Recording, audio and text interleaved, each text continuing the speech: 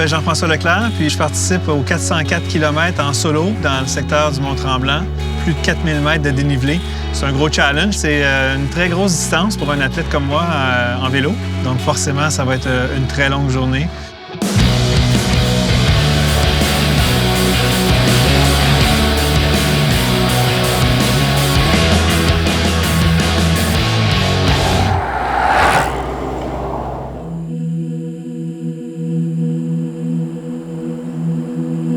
C'est sûr que la distance en elle-même est déjà importante.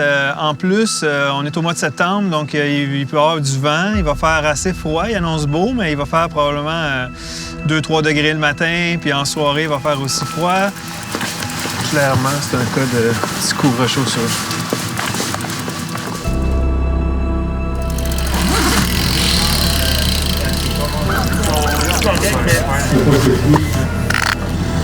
Chance 7, je pense.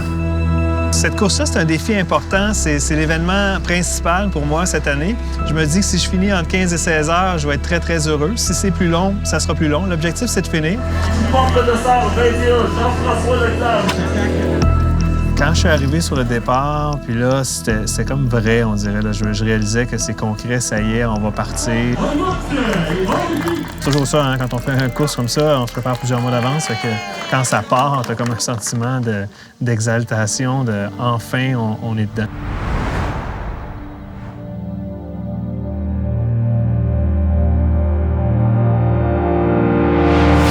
C'est la première solide de la ride. Il y en a une autre qui s'en vient. On a tendance souvent à aller trop vite, puis vouloir aller trop vite ou sentir qu'on est trop en forme. Puis là, évidemment, en partant pour une épreuve de cette longueur-là, la gestion de l'énergie, je savais que c'était un élément important. C'est-à-dire de ne pas partir trop vite, de bien gérer mon tempo, bien commencer à boire, à manger, vraiment pour ne pas hypothéquer ma course là, dès la première étape. J'ai pas vu beaucoup de monde pendant la course. Ça, c'était spécial parce que j'avais l'impression d'être un peu tout seul au monde, sachant qu'il y avait quand même des dizaines de participants à gauche et à droite. Je suis quand même habitué de rouler en solo parce que pour un paquet de raisons personnelles, familiales, gestion de temps, je roule 90% du temps tout seul. Mais là, sur une longue période, avec un parcours dans un événement, c'était un petit peu différent. Fait que la première étape, dans l'ensemble, ça s'est bien passé. Il faisait 3-4 degrés, je pense, à peu près. Fait que c'était frais, mais on voyait que le soleil était pas loin derrière. Donc, tout ça était très gérable. Je me suis rendu au premier. Le froid, c'est le seul challenge. J'espère pas trop gaspiller l'énergie à garder ma température, mais tout va bien là. J'ai pas de timer, fait que je vais au feeling. Donc, je sais pas, je suis rendu à peu près, mais je pense que je suis pas trop vite. J'espère, en tout cas. J'ai des œufs et des saucisses dans le char, t'en veux-tu?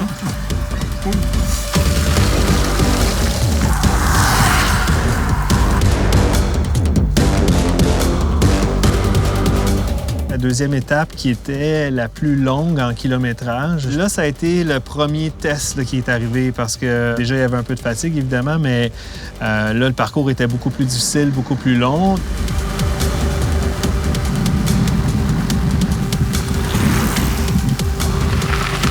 Les 25 premiers kilomètres de la deuxième étape, là,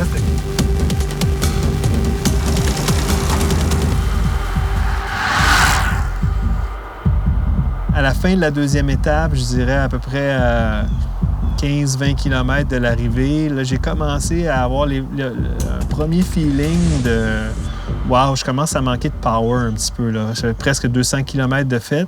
J'avais hâte à la fin de la deuxième étape pour prendre une pause. Puis ça, c'est sûr que mentalement, ça aide. Quand tu sais que tu vas mettre le pied à terre, te reposer un peu.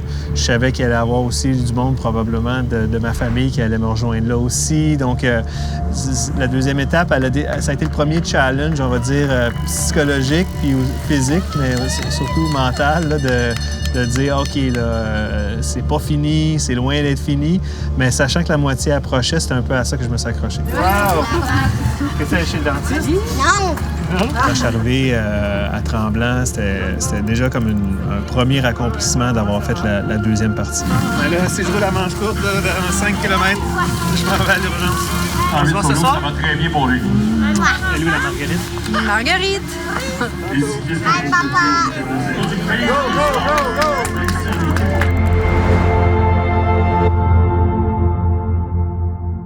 Ma grosse crainte pour toute cette course-là, c'était de ne pas exploser ou bunker en bon français. Parce que quand ton corps, il se ferme puis il est en shutdown complet, c'est bien, bien dur de récupérer. Fait que je me disais, tu sais, si je pète à 200 km de la fin, ça va vraiment être la pire journée de ma vie. Fait que j'étais dans cette gestion-là.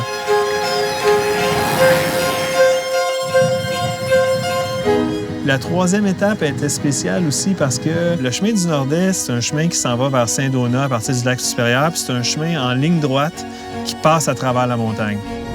Je pense que ça a été choisi aussi dans le parcours parce que justement, c'est comme un peu le plus gros sommet dans le parcours. Ça prendrait genre du poulet rôti avec des frites. Faire le Nord-Est, finalement, ça m'a donné un gros boost d'énergie. Ça a taxé mon corps, mais mentalement, c'est comme, OK, wow, j'ai plus que la moitié de fête.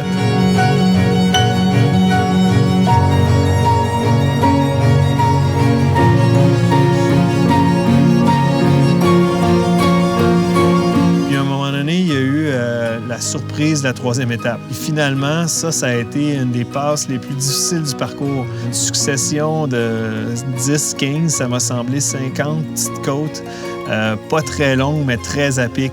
Une après l'autre, monte, descend, monte, descend. Il n'y avait vraiment pas de repos. Aussitôt qu'on descendait, on était au creux d'une autre côte. Le tour du lac, c'était pire que le Nord-Est. Je l'ai pas vu venir. Je m'y attendais pas.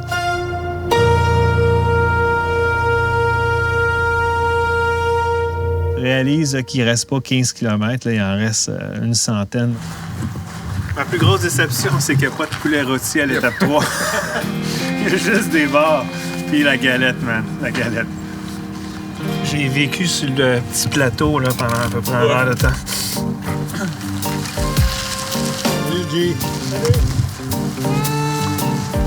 Gotta go, gotta go, gotta go. Taught you everything you know, every little thing you know. Gotta fly, butterfly. You won't even tell me why. You can't go on without me, can't go on alone. Just stop to think about it. You will never make it home. You will never make it through. 'Cause I'm the only one for you.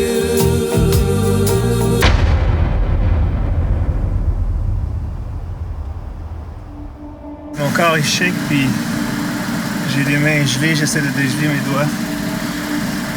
C'est que je sais que dans 5 minutes, je vais avoir froid encore parce que ça va aller trop vite. Pour vrai, j'aime mieux monter s'il n'y a pas de vent, puis les jambes bougent. C'était vraiment ça. J'avais hâte de pogner de monter parce que quand tu montes, il y a moins de vent, il fait chaud, parce que tu forces, puis tout ça. J'avais comme hâte de pogner des côtes, ce qui était complètement absurde. On va essayer de se rendre en bas. OK, vas-y, man. Je vais doucement. Il aurait fallu que mon bike explose là, pour pas que je me rende à la fin rendu là. On sent là, que l'énergie est physique est aussi très psychologique là, parce que je sentais le fil d'arrivée.